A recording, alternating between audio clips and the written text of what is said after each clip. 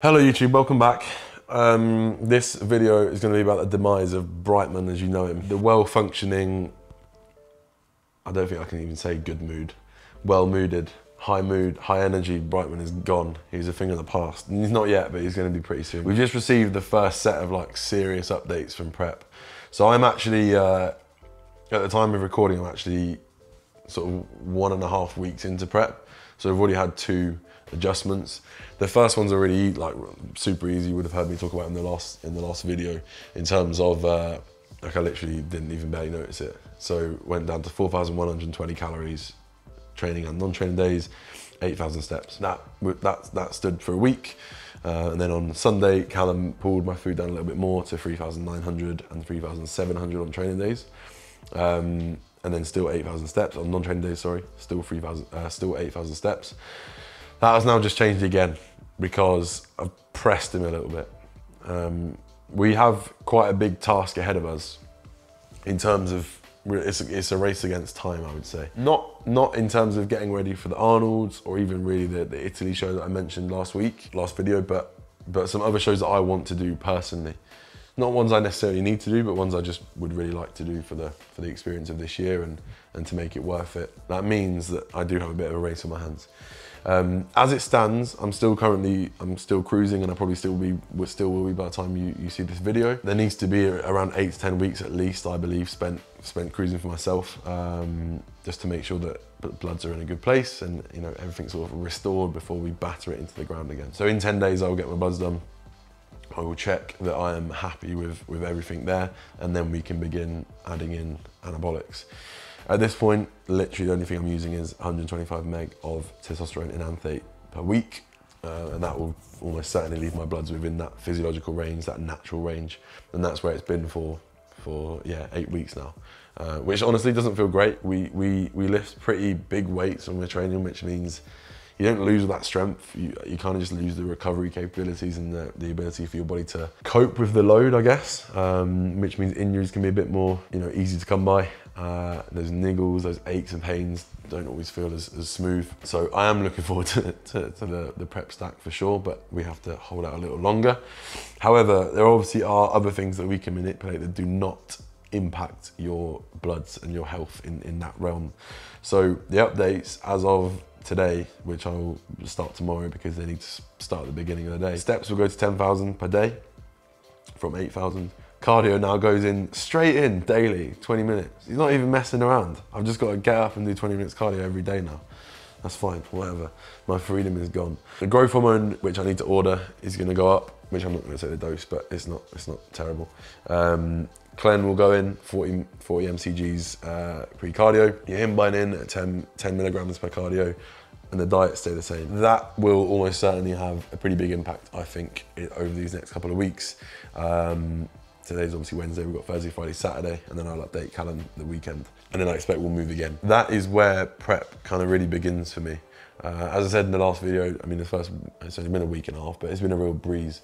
The body weight is just sort of holding, which is a good thing for me. I started last prep at 101.8 kilos. I'm currently 109 this morning. Maybe a little bit worse condition, but not by any long stretch, which is cool. That says that improvements have been made, hopefully mostly to the lower body, in terms of my hamstrings, my quads, but also my back.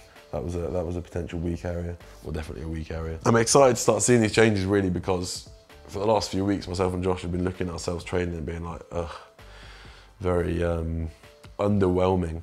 So this next few weeks should be really exciting, and I would really expect that probably by this time next month we will already have seen some quite cool changes. Never mind this time in June, in 8 weeks. So that is where prep begins for me. And as I said, the reason is so that we can get ready for these sort of desired shows I'd like to do at the start of the season, just sort of rack up that experience when it comes to classic physique. So now you know what I'm doing, I thought I would then just explain some of the reasons behind why those changes have come in so quickly, and also like how I'm going to deal with those changes. So the reason those changes have had to come in quickly is because we have more than 1 kilo to lose per week for the next X number of weeks for me to get ready.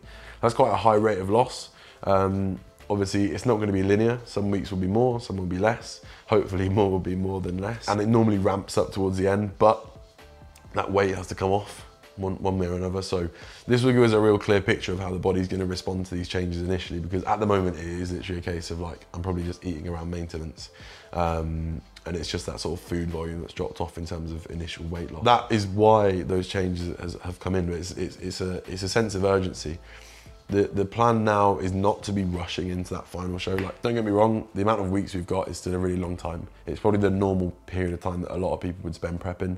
You know, 16, 17, 18 weeks is what people normally prep for. We had set a longer time period in order to make sure that we're a whole new level of lean, shredded, peeled when the shows arrive, but also so that we can start feeding up into some of the shows. So the earlier shows, probably not going to be the case. The ones further down the line, Italy, Arnold's, the plan will be now that we are ready for the very first show, which means that those next ones should be a case of pulling back fatigue, pulling back on cardio. It's a case of like getting the hard work done now so that we're not chasing our tails at the end of prep, because that will just add to stress as well. One of the worst things you can do when prepping or trying to lose fat is worry about it. Worry about trying to lose fat, worry about not being lean enough. I've done it every single time so far, and I will probably do it again this time. But at least we've given ourselves enough time. We can try and minimize that. And then in terms of how I'm going to deal with these changes, I've had this many times before. It's a case of, you know, when I first hear about those changes, I have a little bit of a tantrum. I didn't this time, I just laughed out loud, because 20 minutes of cardio a day isn't the worst thing in the world. But I remember a distinct moment last year where Callum was like, okay, Joe, we're going to take you cardio to 45 minutes every day and an hour on rest days. And I was just like, oh my God. But once you get over that initial, fuck this, it's gonna hurt, it's just a case of working out how best you're gonna fit it in. And I really do relish this period of time in prep, because I know literally from tomorrow, my productivity is gonna soar. I've got more to do in a day. I've got the same amount of hours to do it. I've got Molly hours. Molly May's 24 hours, but I've got to get more done. And that means my back's to the wall.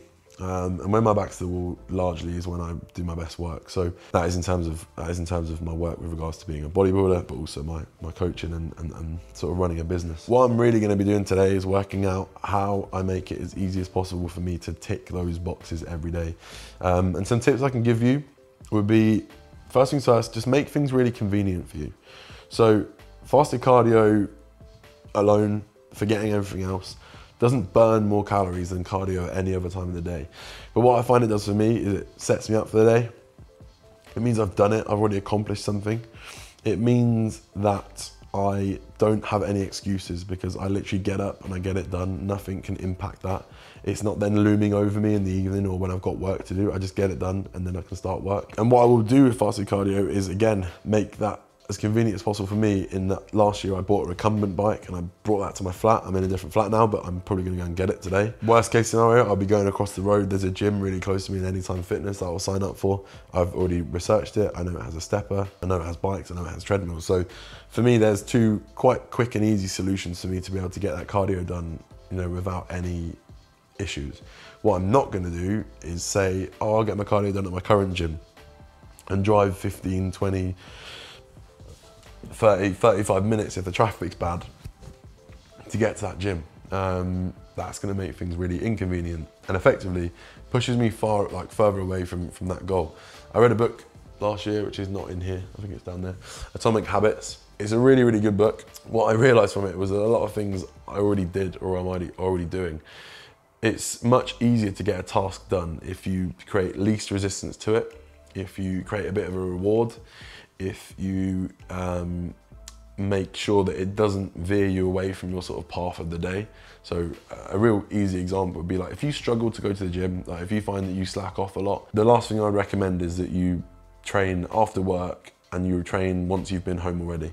Find a gym that's on your way home. Find a gym that's near work or near home that you can go straight to. You don't give yourself an excuse. It becomes a habit very quickly and very easily, and suddenly it's just something that you do within your day. That is exactly what I'll be applying to the cardio, which ultimately is going to be, as time goes on, the hardest thing to accomplish, because it's the least enjoyable for me.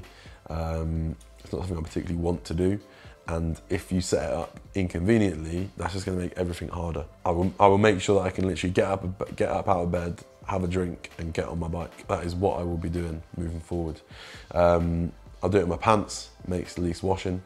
And there's no getting ready to be done. I just literally get up and get on my bike and the job's done. There'll be my recommendations when it comes to you know, these sort of fat loss things that we just have to do, boxes that we have to tick, make them easy, make them attractive.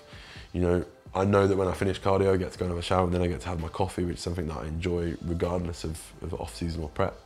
So there's all these things. And the final thing I'm going to be doing is making sure that I can watch TV or a laptop whilst I'm doing it, to let that time pass. So I'll spend the first couple of minutes getting my heart rate to where it needs to be, and then I'll just try and zone out, and I'll just be focusing on something else, which will probably be a YouTube series or Netflix series, or, you know, something along those lines, something that I actively want to watch.